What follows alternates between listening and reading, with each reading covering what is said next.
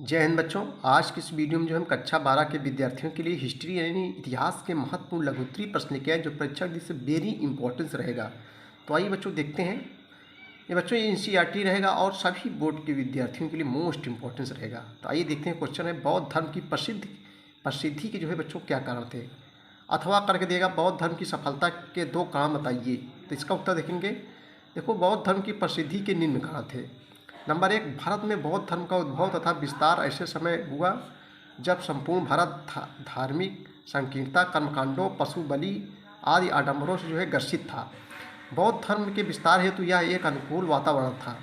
Number 2, बौद्ध धर्म के प्रचार प्रसार में राजकीय संरक्षण का विशेष महत्व रहा। अशोक, कनिष्क, हर्षवर्धन जैसे अनेक राजाओं ने बौद्ध धर्म को अपनाया तथा इसको राज धर्म घोषित करके अपनी सारी शक्ति इसके प्रसार में लगा दी थी, प्रचार प्रसार में लगा दी थी।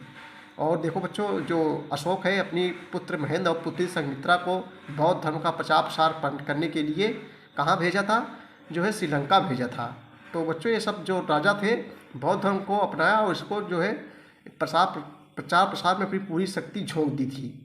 अगला है, बौद्ध धर्म की शिक्षाएं अत्यंत सरल थी। इनका कहना था कि अष्ट मार्गों का यानी 8 मार्गों का अनुसरण करके तथा 10 शीलों का आचरण करके कोई भी व्यक्ति निर्वाण अथवा मोक्ष की प्राप्ति कर सकता है। इन सरल प्रेरणा से प्रेरित होकर विशाल संख्या में लोगों ने इसे स्वीकार किया। अगला क्वेश्चन देखेंगे हम लोग बहुत ही इंपॉर्टेंट क्वेश्चन बच्चों, कई वर्षों से परीक्षाओं लगातार पूछा जा रहा है। मौर्य कौन थे। देखिए, कंपटीशन के एग्जाम में सब क्वेश्चन बहुत पूछे जाते हैं। तो आइए देखते हैं बच्चों, मौर्य कौन थे। उत्तर देखेंगे। देखो, मेगस्थनीज की पुस्तक जिसका नाम है इंडिका से बच्चों मौर्यकालीन राजनीतिक, प्रशासनिक, सामाजिक, आर्थिक एवं सांस्कृतिक जीवन की महत्वपूर्ण जानकारी मिलती है।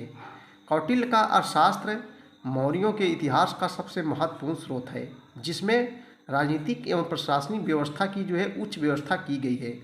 परंतु मौर्यों की उत्पत्ति के विषय में इतिहासकारों के बीच मतभेद है। इस संदर्भ में प्रचलित विभिन्न मत निम्नलिखित हैं। नंबर 1 बच्चों, ब्राह्मण साहित्य तथा पुराणों में मौर्यों को शूद्र माना गया है। नंबर 2, बौद्ध तथा जैन ग्रंथों में इन्हें क्षत्रिय कुल में उत्पन्न माना गया है। नंबर 3, मुद्रा राक्षस में विशाखा दत्त ने चंद्रगुप्त को विशाल कहते हुए उसे नंदों की अवैध संतान बताया है। अगला, कौटिल्य रचित अर्थशास्त्र में भी चंद्रगुप्त को उच्च कुल का बताया गया है। नेक्स्ट क्वेश्चन है कि मेगस्थनीज कौन था।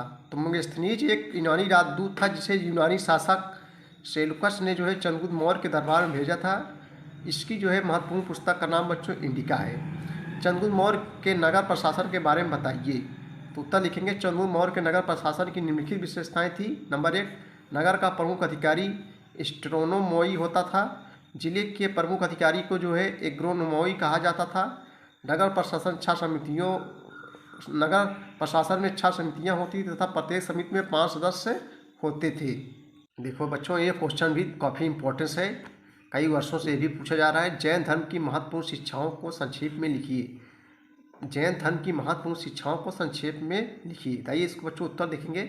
जैन धर्म की महत्वपूर्ण शिक्षाएं निम्नलिखित हैं। जब निम्नलिखित आ जाए तो नंबर 1 हेड डालें अहिंसा। जैसे नाम से अगर बच्चा हिंसा है, हिंसा माने मतलब काट मार करना, अहिंसा यानी हिंसा न करना।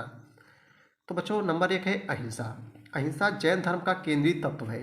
इनका मानना था कि मनुष्य, जानवर, पेड़ पौधे, कीड़े मकोड़े और यहाँ तक कि पत्थर, चट्टान, जल आदि में भी जीवन है। अतः इनके प्रति बच्चों किसी भी प्रकार की हिंसा नहीं करनी चाहिए।